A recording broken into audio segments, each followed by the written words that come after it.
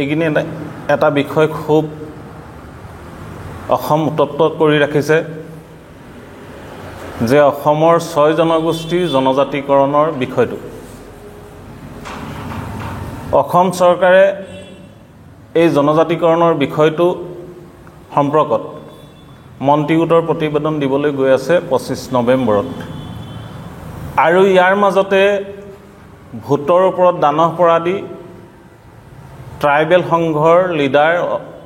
আদিত্য খাকলাৰীয়েও পানী ঘোলা কৰিছে যাতে এই 6 জনগোষ্ঠীৰ জনজাতিকৰণৰ বিষয়টো তল পেলাব পৰা যায়। এটা কথা হ'ল সদৌ অসম কোচ ৰাজবংশী সন্মিলনী আৰু সদৌ কোচ ৰাজবংশী ছাত্ৰ সন্থা আমি যৌথভাৱে আৰু বহুকেইটা সংগঠন আছে অসমৰ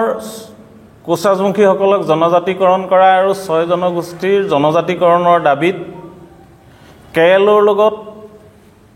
শীঘ্ৰেই এক শান্তি চুক্তি কৰা আৰু পৃথক কমতাপুৰ ৰাজ্য পুনৰ্গঠনৰ দাবীৰে অহা 9 নৱেম্বৰ 2025 এক বিশাল গণসমাৱেশৰ প্ৰস্তুতি চলোৱা হৈছে বঙাইগাঁও আৰু সেই উপলক্ষে আমি তাত কেনেধৰণে আমি সহযোগিতা কৰিম অংশগ্ৰহণ কৰিম আমি আলোচনা কৰিলোঁ।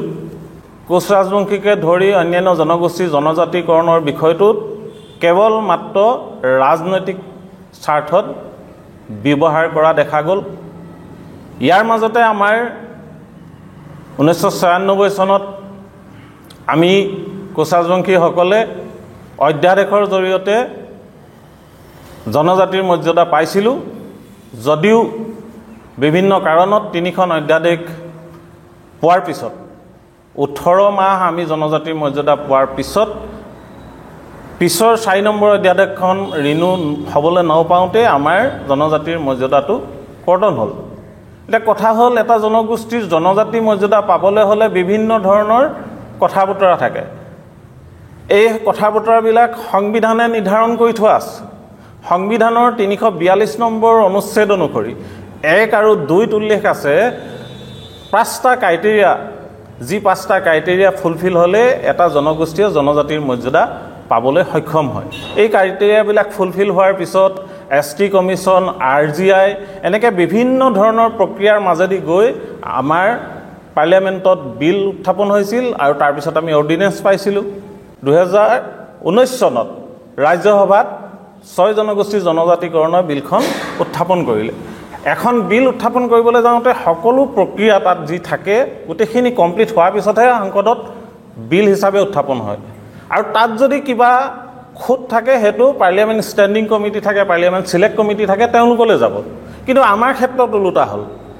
আমাৰ ক্ষেত্ৰত কি কৰিলে মন্ত্ৰী গোট এটা গঠন কৰি আকৌ তললৈ দি পঠালে। আমাৰ সকলো জনগোষ্ঠীৰে লিডাৰবিলাক মাতি নি এটা কনচেনচাছ ৰিপৰ্ট তৈয়াৰ কৰিছিল 22 চনতে কিন্তু সেই ৰিপৰ্টটো আজিলৈকে প্ৰকাশ নকৰিলে বা প্ৰদান নকৰিলে। এতিয়া সিদিনা অহা 25 নৱেম্বৰ সেই প্ৰতিবেদন ঘোষণা কৰিম বুলি কৈছে। তাৰপিছত 2-3 মাহৰ পিছত নিৰ্বাচন হ'ব। গতিকে আমি দাবী কৰিছোঁ যে অহা 26ৰ নিৰ্বাচনৰ আগতেই আমাৰ কোচ ৰাজবংশীকে ধৰি আটাইকেইটা জনগোষ্ঠীকে জনজাতিকৰণৰ মৰ্যাদা চৰকাৰে প্ৰদান কৰিব লাগে। যিহেতু আপোনালোকে জানে যে আজি ট্ৰাইবেল সংঘৰে যিটো কথা কৈছে ট্ৰাইবেল সংঘৰ কথাটো অতি ষড়যন্ত্ৰমূলক আৰু আমাক ব্লেকমেইলিং কৰিবৰ কাৰণে তেওঁলোকে এই ব্যৱস্থাটো লৈছে। তেওঁ হয়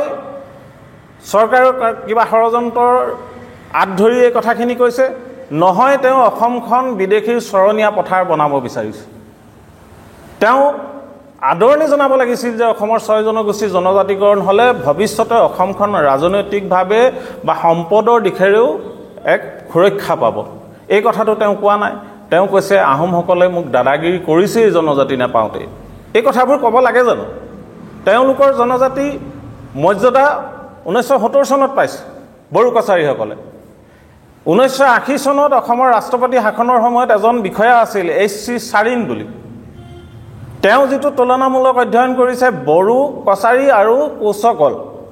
বড়ো কছাৰীসকলতকৈ কোচসকল বেছি পিছপৰা বুলি এটা ৰিপৰ্ট দি থৈছে। এইটো গুগলত চাৰ্চ কৰিলে আপোনালোকে পাব তাৰপিছত আমাৰ 96ৰ অৰ্ডিনেন্স দিয়াৰ আগত পাৰ্লিয়ামেণ্ট চিলেক্ট কমিটিলৈ গৈছে বিলখন পাৰ্লিয়ামেণ্ট চিলেক্ট কমিটিয়ে অসমৰ বিভিন্ন ঠাইত আহি পিনি আমাৰ কোচাজমুখীসকলৰ ক্ৰাইটেৰিয়া বিষয়াৰ সৈতে আৰ্জিয়া বিষয়াৰ সৈতে আহি মানে অধ্যয়ন কৰিছে ইয়াত 300খনটো আপোনালোকৰ ডিব্ৰুগড়ত আহিছে এই গোটেইখিনি অধ্যয়ন কৰাৰ পিছত পাৰ্লিয়ামেণ্ট চিলেক্ট কমিটিয়ে গ্ৰীণ ছিগনেল দিছে পাৰ্লিয়ামেণ্টক যে এখন অৰ্ডিনেন্স দিব পৰা যায় তেওঁলোক পাবৰ যোগ্য এই গোটেই কথাখিনি আছে আজি চাওক আদিত্য খাকলেৰে কৈছে আমি বহুল জনগোষ্ঠী মানুহ আমাৰ আজি প্ৰায় 15 বছৰে সিদিনা ফণীভূষণ চৌধুৰী যোৱাৰ বাদে আমাৰ সংসদত এজন এমপি নাই কোচাজমুখীসকলৰ মন্ত্ৰী সভাত এজন মন্ত্ৰী নাই কিন্তু ট্ৰাইবেলসকলৰ কিমান আছে প্ৰায় 4জনমান অসম চৰকাৰৰ মন্ত্ৰী আছে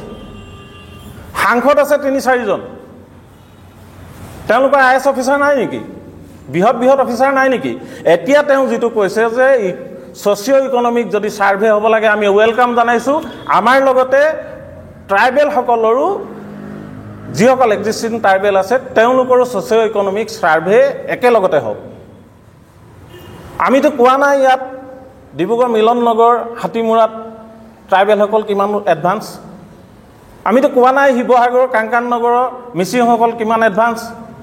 বিটিআৰ কিমান তেওঁলোক এডভান্স হৈ গৈছে আমি সেই কথাটো ক'বলৈ গৈছো জানো আজিলৈকে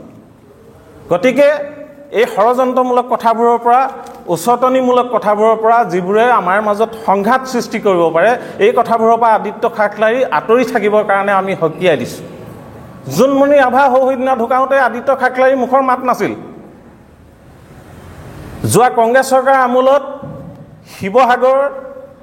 পানী দিহিঙৰ দলপাৰ এগৰাকী গাভৰু যৌন নিৰ্যাতনৰ বলি হওঁতে শিৱসাগৰৰ সকলো জাতীয় সংগঠনে শিৱসাগৰত প্ৰথমবাৰৰ বাবে অৰ্ধ উলংগ প্ৰতিবাদ কৰাৰ ফলস্বৰূপে ছোৱালীগৰাকীয়ে ন্যায় পাইছিল আৰু আজিও সমাজ কল্যাণ বিভাগত চাকৰি কৰি আছে ছোৱালী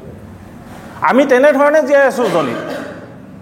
কিন্তু আজি আদিত্য খাকলাই আমাৰ মাজত সংঘাত লগাব বিচাৰিছে বিভাজন আনিব বিচাৰিছে 6 জনগোষ্ঠীৰ মাজতো বিভাজন আনিব বিচাৰিছে তেওঁলোকে কৈছে মৰাণ মতকক দিয়াত আপত্তি নাই বাকি সকলক দিয়াত আপত্তি আছে এইবোৰ কেনেকুৱা কথা গতিকে আমি সৰকাৰক আহ্বান জনাইছো এই গোটেই যি মান ষড়যন্ত্ৰ আছে এই ষড়যন্ত্ৰৰ কথা আমি নাজানো মুঠতে চৰকাৰে প্ৰধানমন্ত্ৰীয়ে 2014 চনত দিয়া প্ৰতিশ্ৰুতি অনুসৰি তেওঁলোকে আমাক 6 জনগোষ্ঠীক জনজাতিকৰণৰ মৰ্যাদা 2026 চনৰ আগত দিব লাগিব নহলে কিন্তু অসমৰ 6 জনগোষ্ঠীয় জনগণে ইয়াৰ প্ৰত্যুত্তৰ অহা 26 নিৰ্বাচনত দিবলৈ সাজু হৈছে যিকোনো খবৰৰ বাবে যোগাযোগ কৰক 7099017330 লগতে 7099017110 নম্বৰত